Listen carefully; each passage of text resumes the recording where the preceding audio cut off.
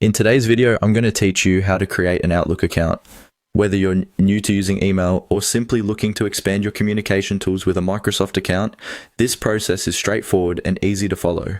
Let's dive right in to get you set up with your new Outlook account in just a few simple steps. First, you'll want to open your preferred web browser. Perhaps it's Google Chrome, Firefox, or Safari. In the search bar at the top, type in Create Microsoft Outlook Account and press Enter.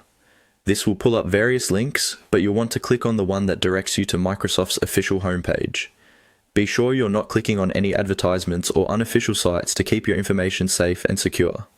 Once you're on the official Microsoft Outlook page, look for an option or a button that says Create Account.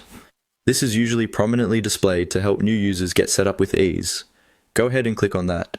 Now you'll be prompted to enter a new email address you wish to create. This can be a personalized email that reflects your name or any other unique identifier you prefer. Make sure it's something you'll remember, but also professional, especially if you plan to use it for work purposes.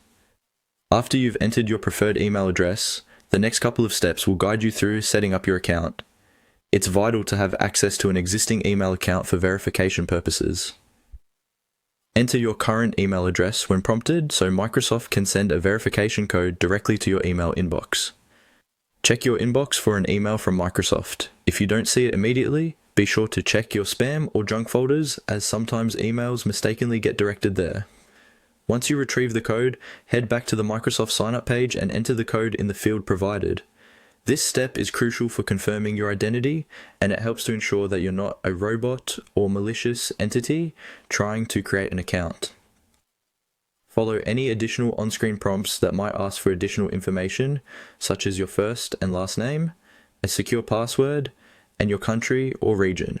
Microsoft may also ask you to set up some security questions or provide an alternate email address or phone number.